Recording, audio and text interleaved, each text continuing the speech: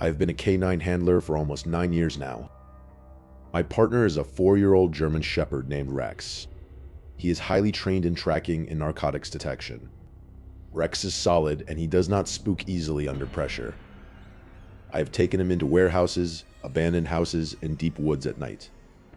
Throughout every call, he has always remained steady and focused. That is why what happened that particular night has stuck with me so vividly. We were called in to assist patrol on a house search after a foot pursuit. Officers had attempted to stop a male suspect a few blocks away, and he ran. They chased him through backyards and lost sight of him near this property. A side gate to the yard was found open, and the back door was unlocked. Neighbors had also reported hearing a struggle in the backyard. Patrols swept the first floor, but they were not comfortable calling it safe. They believed the suspect may have forced his way inside and could be hiding. Rex and I arrived about 20 minutes later to take over the search. The house was a standard 2-story place in a quiet subdivision. There were no signs of forced entry visible from the front. The officers on the scene briefed me quickly on the situation. They told me there were no obvious signs of struggle inside yet. The suspect had simply vanished within yards of this specific house. I put Rex on a short leash and gave him the search command. He pulled forward immediately, moving from room to room. The living room was clear, and the kitchen was clear. We checked the laundry room and found it empty as well. So we moved upstairs to continue the sweep. Up there was a narrow hallway with 3 bedrooms and a bathroom. There was no fresh air up there and no draft at all. All the windows seemed to be closed tight as expected. The neighbor had reported that the owners were currently out of town. Rex and I went into the first bedroom and then the second bedroom. Then he pulled toward the bathroom at the very end of the hall. I examined the little bathroom, and overall it seemed clean. Nothing was out of place in any of the rooms we searched. Rex sniffed around the room, the edge of the vanity, and the floor. Suddenly he froze. His ears went forward, and his body stiffened up. He started growling, looking outside the bathroom door. His growls then turned to loud, aggressive barks. He was staring out into the hallway at something I could not see. I stepped backwards out of the bathroom with him and asked what it was. Rex was locked onto something down the hallway near the last bedroom door. Rex's low growl vibrated through his leash, a sound of pure instinctual warning. I felt the hair on the back of my neck rise as the dog's body went completely rigid. He wasn't sniffing for narcotics anymore. He was staring at something I couldn't yet see. Slowly, I panned my flashlight toward the very last bedroom door at the end of the corridor. There, standing perfectly still in the gloom, was a tall and unnerving dark figure. It didn't wear a uniform, and it certainly didn't look like any of the officers downstairs. I identified myself as police and commanded the person to show their hands immediately. Silence was the only response I received from the motionless entity. Rex did something I had never seen in all our years of service together. The highly trained K9 was actually pulling backward, trying to flee from the figure. Without a word or a sound, the figure turned and glided into the last bedroom. I keyed my radio and told the team I had the suspect cornered in the end room. I drew my weapon and forced my reluctant partner to move forward with me. Rex planted his paws at the threshold of the bedroom door and refused to enter. I burst into the room with my gun raised, expecting a violent confrontation. The room was completely empty, and the silence was deafening. I checked under the bed, throwing the covers aside in a desperate search. I ripped open the closet doors, but only empty hangers rattled back at me. There were no other exits, no attic hatches, and the window was locked from the inside. My backup arrived moments later, their heavy boots thumping up the stairs. They searched every inch of the house again, but the intruder had simply vanished. Rex remained in the hallway, still refusing to set foot inside that specific bedroom. I knew what I saw, and Rex's reaction confirmed I wasn't just seeing things. We cleared the scene, but the heavy air of that house followed me to the car. Rex didn't look at me for the rest of the night, just curled up in his crate. Some things on the night shift just don't have a logical explanation. The owners were out of town, and the house remained officially undisturbed. I transferred to a different precinct shortly after that incident. but the image of that tall, still figure is burned into my memory forever. Years passed, and I moved on to new calls and new partners. A new rookie officer was recently assigned to the same district I once patrolled. He was a young father named Chris, who took the night shift for the extra pay. One rainy night, a bizarre call came across his radio during a thunderstorm. A dispatcher reported a kidnapping call where the victim sounded like a digitally altered child. Chris coordinated with another officer to respond to a derelict property on the edge of town. The house they arrived at looked long abandoned and rotting from the inside. They were met at the door by a man who seemed far too calm for the situation. After obtaining a warrant, they stepped into a living space that reeked of decay. Chris froze when his light hit a massive, human-sized doll sitting in a rocking chair. Just as he moved past the doll, a muffled, high-pitched scream erupted from beneath the floorboards. My career in law enforcement began when I turned 21 in a remote town that felt isolated from the rest of the world. As a rookie with a young family to support, I didn't mind being assigned to the graveyard shift from 6 p.m. to 6 a.m. Most nights were spent in the quiet isolation of my patrol car, listening to podcasts to pass the hours between minor traffic stops. That peace was shattered when a massive thunderstorm rolled into the valley, plunging the entire town into darkness. The rain fell with such intensity that it flooded the main arteries of the town, leaving the streets slick and dangerous. At exactly 2 a.m., the radio crackled to life with a priority dispatch that sent a chill down my spine. Claire, our dispatcher, reported a frantic 911 call from a male claiming to be held captive in a nearby residence. The call had ended abruptly, and when she tried to redial the number, it went straight to a dead signal. I checked my computer display and realized I was only 10 minutes away from the reported address. I immediately radioed in my response, feeling the adrenaline begin to surge through my veins. Another officer named Chris chimed in over the air, stating he would meet me at the location in 5 minutes. Claire paused for a moment before adding a detail that made my skin crawl with apprehension. She explained that the caller's voice sounded digitally altered, shifted into the high-pitched register of a young girl. She warned us to proceed with extreme caution, as the nature of the call suggested a highly unpredictable situation. Turning into the target neighborhood, I saw that every single street lamp had failed, leaving the area in total shadow. I followed the GPS to the dead end of the street where the house sat like a rotting tooth in the darkness. Officer Chris had already arrived, his cruiser idling silently at the curb with its lights turned off. Chris rolled down his window and gestured toward the property, commenting on its appalling and neglected condition. Knee-high grass choked the yard, and thick, untamed bushes completely blocked every window on the ground floor. The roof was dented and missing countless shingles, giving the entire structure an air of total abandonment. Alarm bells rang in my head, knowing that a person's living space often reflects their internal mental state. I told Chris I would take the lead, and we both moved toward the house under the cover of our umbrellas. Chris acted as my backup, his job to monitor the perimeter and the suspect's movements while I conducted the contact. We reached the front door, and I reached out to press the doorbell, listening for any sign of life within. For a long few seconds, there was only the sound of the rain drumming on the sagging porch roof. Then the unmistakable sound of shuffling footsteps approached the door and stopped right on the other side. I felt a sudden heavy sensation that we were being watched through the tiny glass lens of the peephole. I caught a glimpse of a distorted shape moving away from the hole as if someone had just yanked their head back. "Police department, open up. We need to ask you a few questions," I called out, my voice steady but firm. The house fell silent again, as if the occupant was weighing their options in the suffocating dark. Finally, the lock turned with a heavy metallic click, and the door creaked open just a few inches. A man in his early 30s peeked out, his face pale and sweaty under the light of our flashes. He was overweight, balding, and wore glasses that seemed to magnify the frantic shifting of his eyes. One look into his eyes told me everything I needed to know. This man was hiding something horrific. I informed him of the kidnapping call traced to his address, but he simply looked confused and claimed it was a mistake. He apologized and suggested it was likely a pocket dial, but his voice lacked any real conviction. I asked him how a pocket dial could explain the terrified, distorted voice we had heard on the line.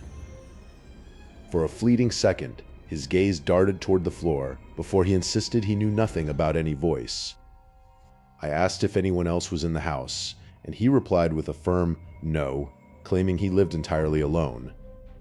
I told him that for the safety of everyone involved, we were going to need to come inside and have a look. Not without a warrant, he snapped, his voice suddenly sharp and defensive as he tried to pull back.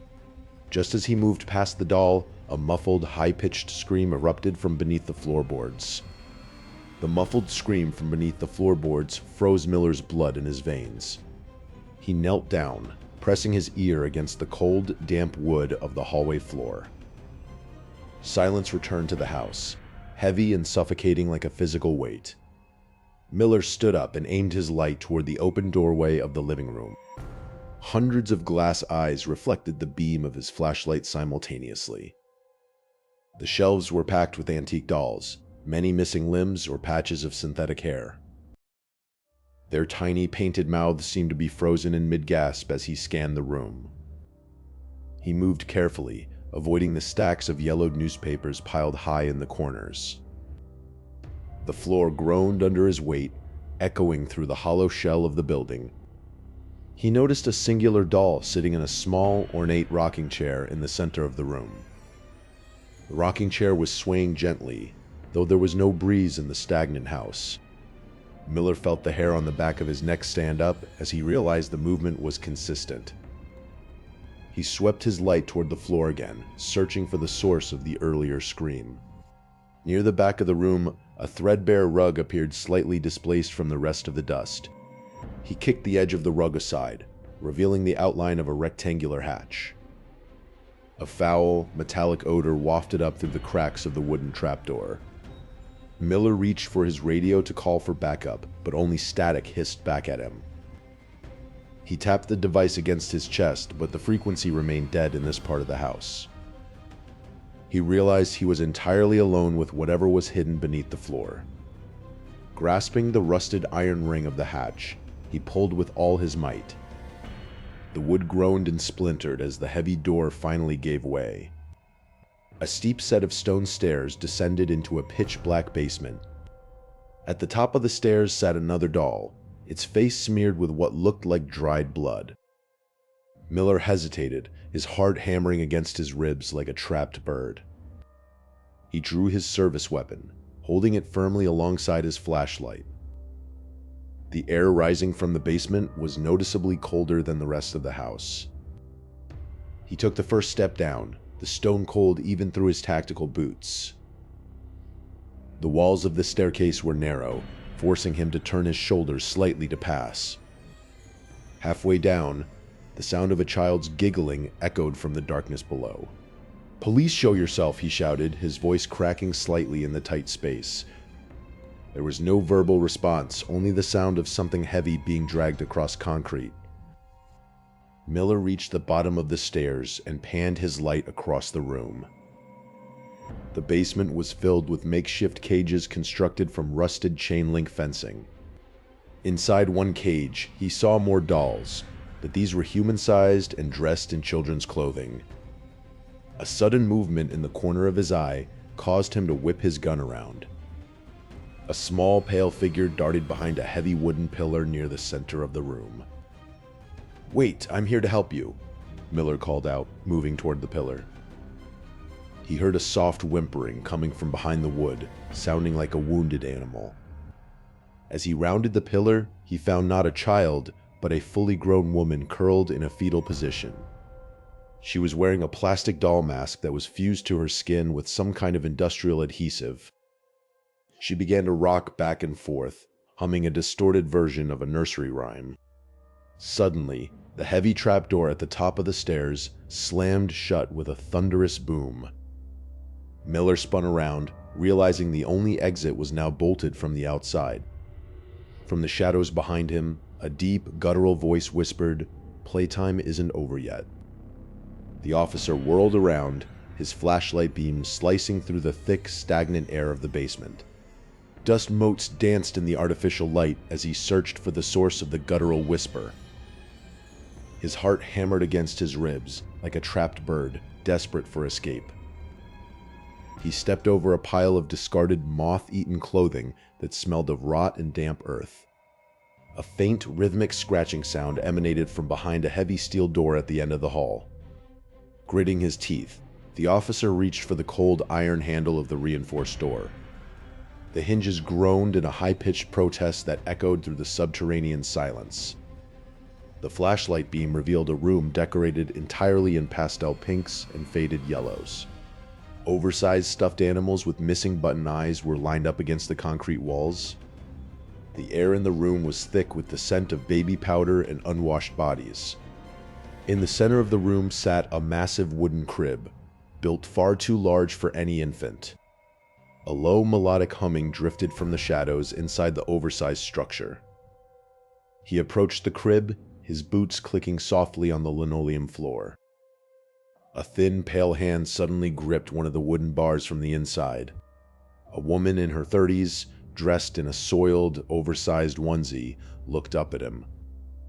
Her eyes were wide and unfocused, darting around as if she were seeing things that weren't there.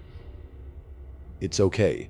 I'm a police officer," he whispered, trying to keep his voice from trembling. The woman only giggled, a sound that was chillingly high-pitched and devoid of adult reason. He noticed a shelf filled with high-end digital recording equipment and monitors facing the crib. The monitors showed various angles of the woman, indicating she was being watched constantly. Someone had systematically dismantled this human being's mind for their own twisted entertainment. On a small nightstand lay a stack of medical journals and notebooks filled with meticulous handwriting. The entries detailed years of psychological conditioning designed to force the victim into infancy. He realized with a jolt of horror that this woman had been missing for over a decade. He reached for his radio to call for medical backup and immediate forensics. Static was the only response he received from the device in this lead-lined tomb. A sudden, heavy metallic thud echoed from the hallway outside the room. He rushed to the door and pulled the handle, but it wouldn't budge an inch.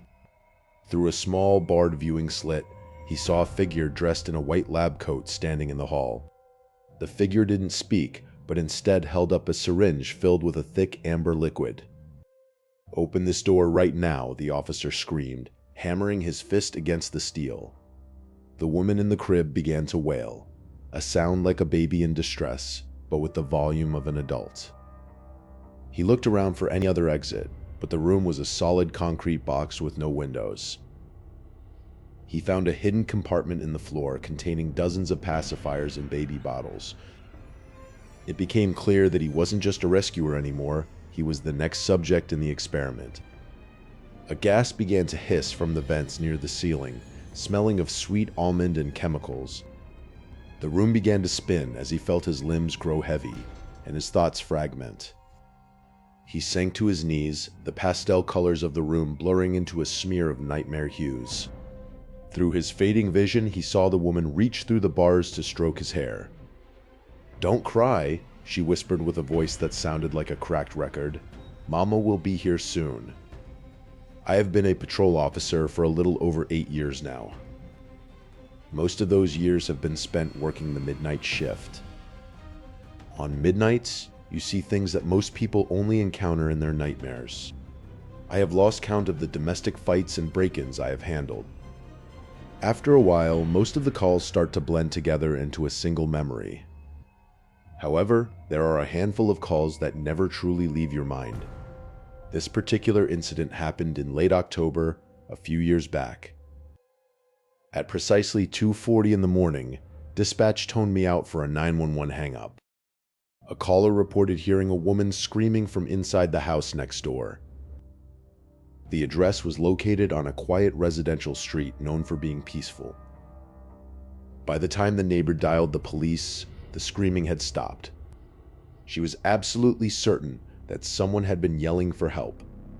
I was only about 5 minutes away when the call came through. When I pulled up, the entire street was dead silent. A light rain had started to fall, making the pavement shine under the lamps.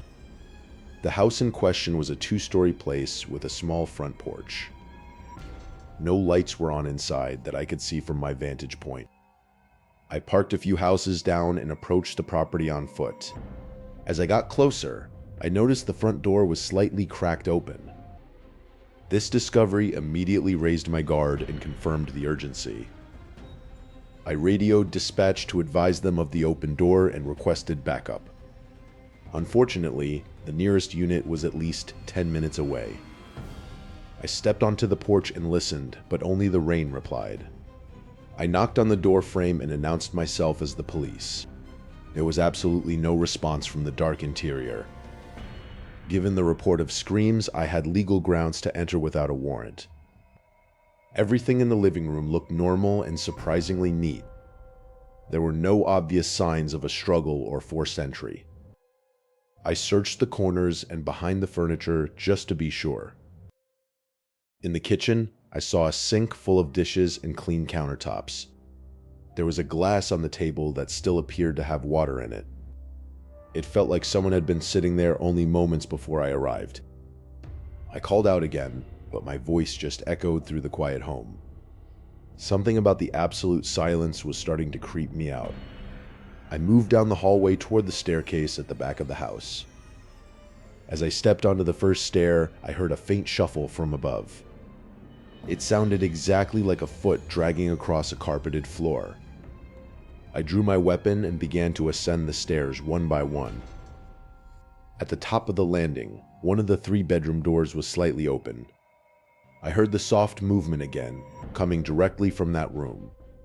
I pushed the door wider with my foot and scanned the interior. The bed was unmade and a lamp had been knocked onto the floor. I checked the closet and under the bed, but found nobody hiding. As I exited, my light caught a dark, wet spot on the hallway carpet. I touched it with my glove and realized it was fresh, warm blood.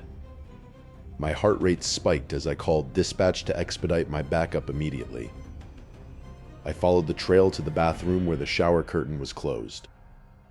I yanked the curtain back, but the bathtub was completely empty. There was more blood near the drain, as if someone had been standing there bleeding out. Suddenly, I heard a floorboard creak from the floor directly beneath me.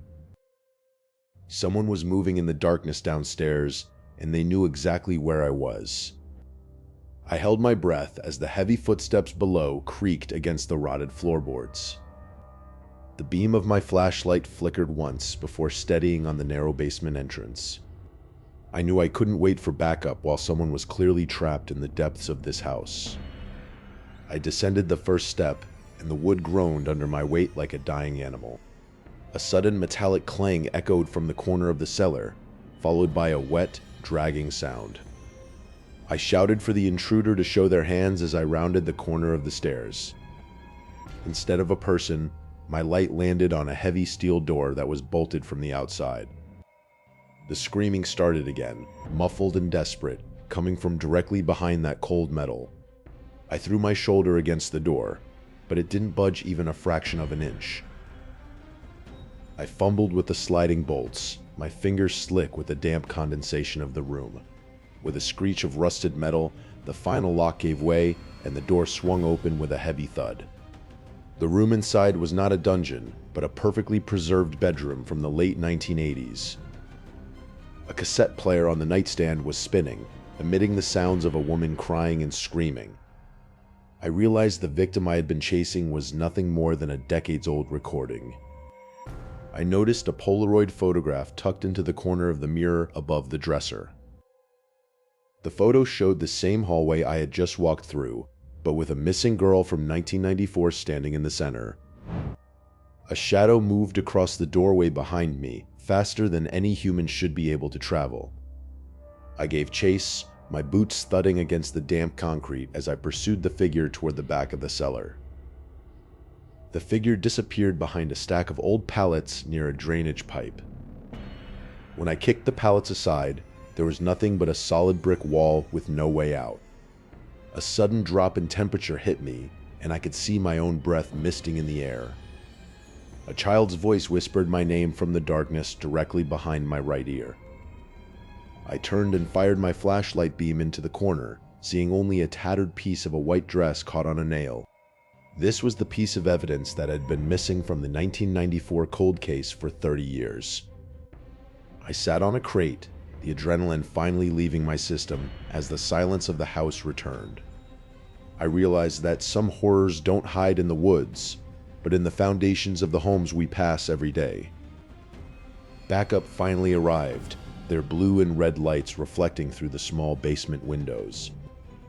We excavated the floor later that week and found what we had been looking for since my first day on the force. The families finally had their answers, and the screaming in the house finally stopped. I walked back to my cruiser, feeling the weight of the badge a little differently now. The truth had been buried deep, but it eventually fought its way to the surface. I started the engine, the familiar hum providing a comfort that the silence of the house never could. Justice had been served, even if it took 3 decades and a ghost to lead the way.